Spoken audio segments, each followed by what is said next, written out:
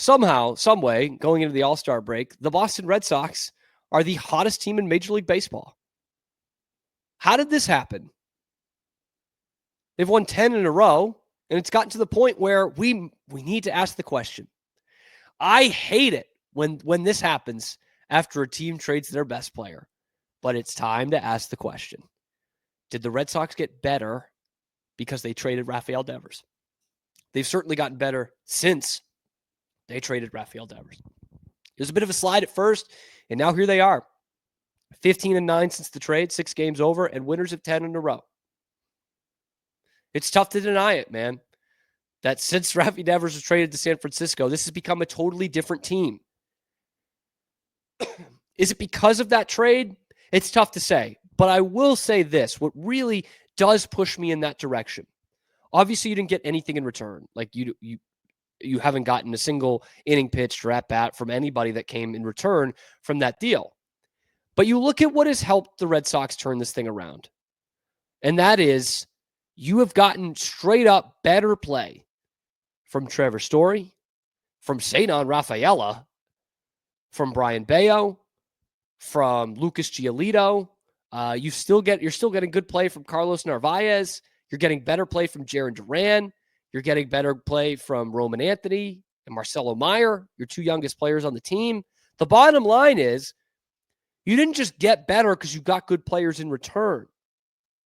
Everyone in this clubhouse is getting better. They're growing internally.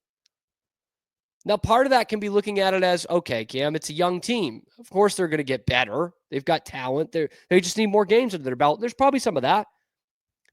But we heard all kinds of talk about Rafi Devers being an absolute nuisance in the locker room, in the clubhouse, being a cancer for this team. And of course, we take it with a grain of salt after they make the trade, because clearly they wanted to trade him. But when you look at what's happened since and how much everybody else has developed, it's almost tough to argue. There was something going on. He did refuse to play first base when the team needed him to. That rubs the team the wrong way. We've heard former players talk about it. We heard former Red Sox players talk about it. And not just David Ortiz carrying the organization's water. Kevin Millar was talking about it and saying that does provide a boost. But I think in baseball, you look on paper, like the Red Sox didn't get better because of that trade. They traded their best player. They traded their best hitter. But in reality, everyone else has stepped up. And they're still built for the future, even without a franchise guy like Rafael Devers. I'm not going to let the Red Sox off the hook just yet, and I'll tell you why in a couple of minutes here. But it's undeniable what these guys have done since the Devers trade, and specifically Cedar Rafaela, man. This guy has taken it to another level. We laughed at Jonathan Papelbon when he was on Nesson earlier this year and saying Cedar Rafaela is going to be an MVP candidate this year.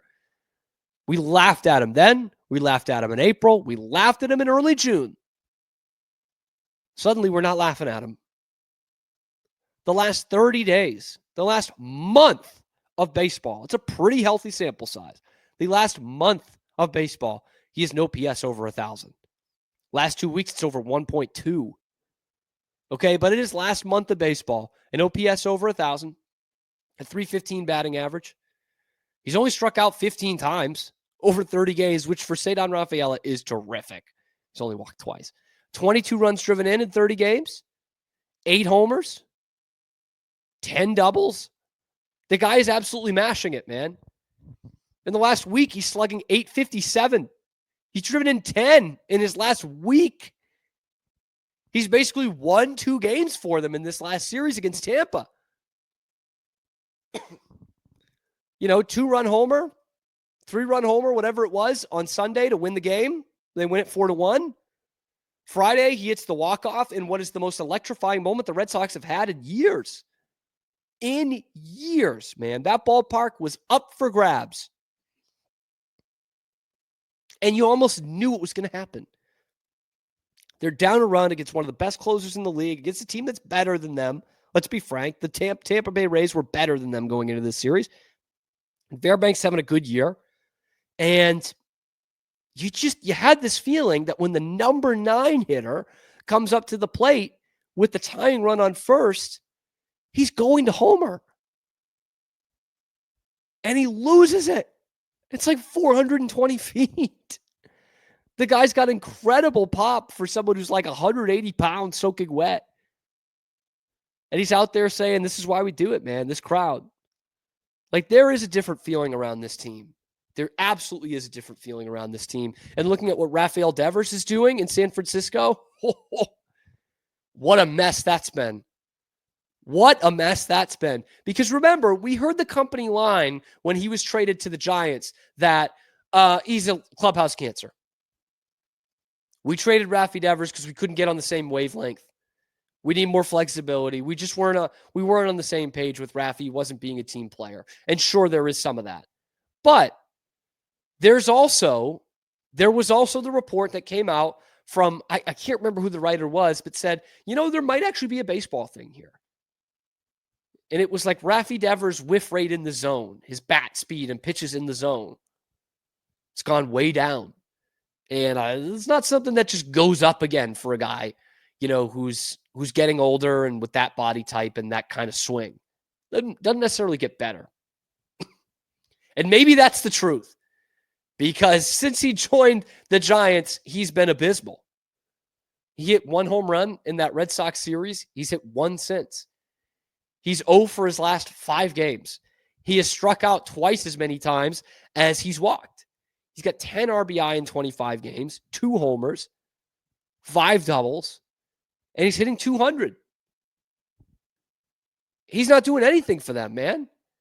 He's got a negative WAR. His OPS is 650.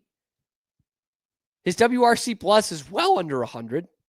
Well, he's been a big failure so far. He's obviously got a lot of time left. Okay. Like, I'm not saying this is a complete bust, but he's worse than the league average hitter. He's 92 OPS plus since he got to San Francisco. Maybe the Red Sox are winning that trade after all. I don't want to friggin' bail them out by saying that, but the proof is in the pudding here. It really is. And how can you not feel confident about this Red Sox team? It's tough to find those reasons right now to not be confident in this team. They're right in the division picture. Okay, they just smacked around a team that was ahead of them in the AL East 4-0. It's the first 4-game sweep the Rays have had this season. And it's 10 in a row. I know the first 6 were against minor league teams, but then you whipped Tampa 4 straight. The vibes are as high as they've been in years. But haven't we seen this before? Haven't we seen the Red Sox do this before? Didn't they win 10 out of 12 to go into last year's All-Star break? Didn't they win 7 out of 8 or 8 out of 9 the year before going into the All-Star break? They did. Yeah. And last year at this time, the discussion was they're going to be buyers at the deadline. In fact, the Red Sox basically said as much. We're going to be buying at the trade deadline. It didn't work. They got to 500, which they hadn't done in years, but it didn't work. And when you look at Alex Cora's record with the Red Sox, it's alarming, actually. Okay, so this is the first Red Sox 10-game winning streak since 2018, which is funny because it started the same way, a 4th of July series in Washington. This is their first 10-game winning streak since 2018. We know what happened then. They won the World Series. It's the greatest Red Sox team ever. It's one of the best teams of the 21st century. That was Alex Cora's first year as the manager. Every year since then, every single year since then, in which they've made the playoffs one time, every single year since 2018, the Red Sox have been below 500 after the trade deadline. Every single year, they fade and die in August and early September. And they don't just like miss the playoffs, just barely. The 3 of those years, they finished in last place. 2019, they weren't really close. Last year, they finished 500. They weren't close. So that becomes the next concern. And I know that's lighting up the crowd of people who are saying fire Alex Cora, of which I was pretty close to that crowd a few weeks ago. The one constant has been Alex Cora, and that's something he hasn't gotten over, is his teams fade in August. And these Red Sox could be on that path too. So what makes you feel different about this team? For me, it's kind of simple. They're a better team than they were the last few years. They have better players. They have Alex Bregman. They have a new Trevor Story. They have a new Cedar Rafaela. Is he going to be this for the entire rest of the season with an OPS over 1,000? Probably not. But he's better than he was last year. Jarren Duran's starting to see the ball better again. You've got two of your youngest hitters starting to find their groove here. Roman Anthony and Marcelo Mayer. You didn't have that last year. Oh, yeah, you've got an ace. You got Garrett Crochet as one of the best pitchers in baseball. Complete game shutout on Saturday. 1-0 game. You had a game where you had one RBI, a one-run single, and you were able to win it. When was the last time the Red Sox could do that? Giolito, much better. Didn't have him last year. New Brian Bayo. I'll tell you what.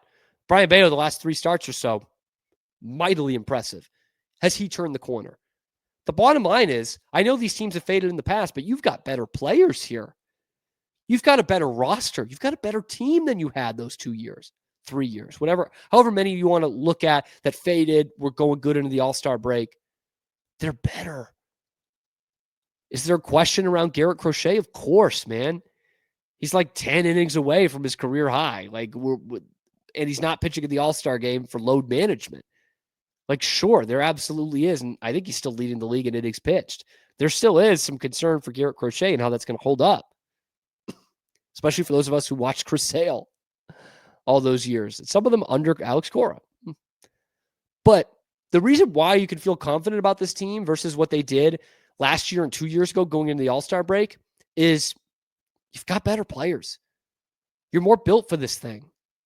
And Alex Bregman's just coming back. You've got a closer.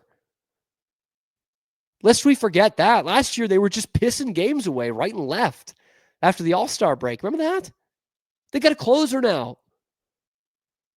They keep winning one-run games. Remember when they couldn't do that 2 months ago? Your bullpen is much better off than it was the last couple of years, and they got a break over the last week and a half. Crochet throws a complete game. I haven't seen why certain days. I mean, that guy was pitching every single day last week, 2 weeks ago. Bottom line is, you're in a much better spot. If they fade again, that's on the manager. And we'll cross that bridge when we get to it. If this team fades away, you're probably parting ways with Alex Cora. But right now, what do we need to have faith in? The fact that they're a better team. And the fact that they'll make some moves at this trade deadline. The Red Sox are in weirdly kind of a beautiful situation. They have too many outfielders, too many major league outfielders. And teams want those guys. Teams want Jarren Duran. Teams want Willie Abreu. Some sucker might even want Masataka Yoshida. You probably have to throw him in a deal. But Willie Abreu, Jarren Duran, can those guys get you a number 2 starter? I don't see why not. Last month, we were talking about Jarren Duran fetching you some of the best prospects in baseball. Now he's even better. Willie Abreu, 25 homer, gold glove right fielder. Yeah. That should be able to get you a number 2 starter. That should be able to get you someone like a Joe Ryan. Both those guys cost controlled. Joe Ryan from Minnesota. No doubt, man. So the Red Sox are in a pretty good position right here. And I got to admit to you guys, hook, line, and sinker. I'm right back in, baby. I am so in on this Red Sox team. But let me know what you guys think in the comment section below. Are you back with this team? Do you think they're going to fade like they have in years past? Let me know in the comment section below. Be sure to like and subscribe if you are all in on this Red Sox team. We're coming at you 5 days a week live on YouTube, talking a lot of hockey, a lot of Boston sports, a lot of Red Sox too. So check out the other videos on the channel, talking Red Sox, everything else in the world of Boston sports. I'm your host, Cam Stuart. Zach Burke keeps us on the air. We appreciate you finding us on YouTube and wherever you find your podcast. We will see you tomorrow on a little ditty that we like to call The Cam Show.